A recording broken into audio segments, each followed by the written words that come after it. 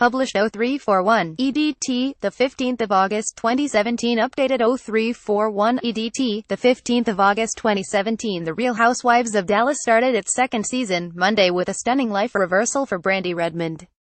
The socialite ended last season almost constantly in the company of best friend Stephanie Hollman and constantly fighting with Leanne Locken.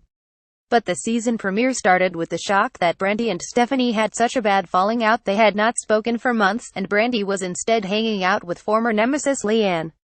Season premiere Brandi Redmond revealed that her close friendship with Stephanie Hollman was over during Monday's season premiere of The Real Housewives of Dallas. The women opened up about their falling out after Carrie Duber, who appeared to have taken Brandi's place as Stephanie's new best friend, invited them both to her party.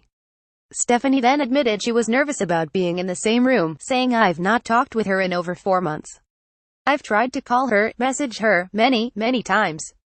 She then got tearful as she told the girls she had a hard time in my marriage because her husband Travis was feeling neglected as she focused so much instead on her than best friend. "Brandi and I were like sisters. I spent hours and hours and hours on the phone with her and we relied on each other. It was almost like we were one person," Stephanie insisted. Getting emotional, Stephanie cried as she discussed her fractured friendship, but she claimed she will not tell me what I did wrong and that is such a mean girl act and I don't understand that because I would never treat her like that. Brandi, however, said that she was upset after inviting Stephanie to a get-together on Father's Day where her then best friend spent the whole afternoon sitting inside reading magazines. She said she then heard Stephanie's husband Travis telling her to get involved, but her snapping at him, "Get over it, Travis, you're hanging out with your friends."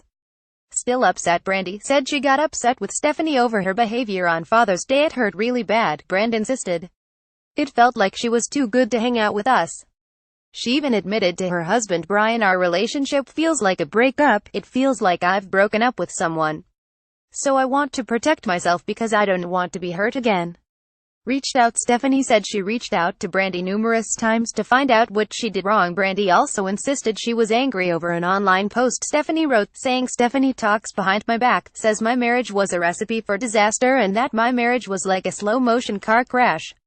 I know that her marriage wasn't perfect, and I know that I would never say anything about her marriage that was so hurtful and mean."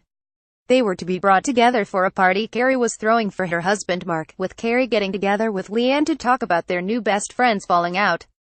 Offensive post Brandi took offense to a post by Stephanie criticizing her marriage. However, they came to wildly different conclusions on how to handle it, with Carrie worried Leanne would just cause even more problems. "My strategy with Brandi and Stephanie is just to stay out of it, and I think Leanne's strategy is to stay into it," Carrie said. But Carrie appeared to unexpectedly make the feud even wider, telling Stephanie of her fears over Leanne, who then texted Brandi to watch out for Leanne and saying she was up to her old tricks again. New friend Leanne Locken, who feuded with Brandi last season, has since become a good pal. Brandi told Leanne, who has been in anger management, to learn to control her intense blow-ups, about the text in the car on the way to the party, with Leanne replying, "Then Stephanie Hollman and I have a real problem." During an on-camera confessional, Brandi said the text came out of the blue. "This really sucks, talking behind Leanne's back. She's trying to be a better person, she's in anger management, and it just seems very unfair and judgmental," Brandi said. "Very unfair." Brandi stood up for Leanne, who has been undergoing anger management. Leanne, meanwhile, admitted it was testing her limits, saying later, "There's a fire burning in me that God himself may not be able to extinguish. Every ounce of anger management is coming into play right now, and I mean every penny spent."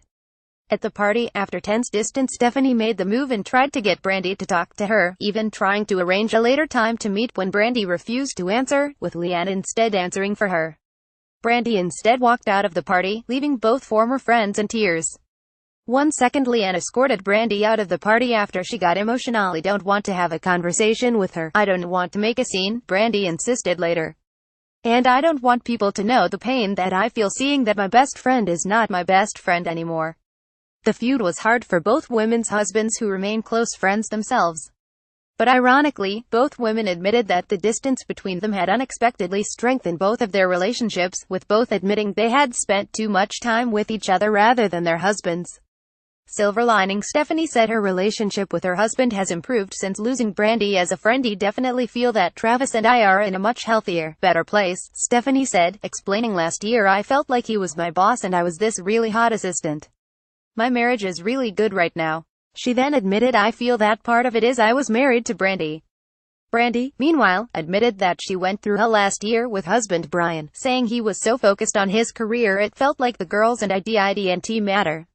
Stronger ties. Brandi also said her relationship with husband Brian had improved. She also admitted, through Stephanie and I not speaking, I really started to depend and rely on Brian a lot more. I really do believe that it made Brian and I stronger.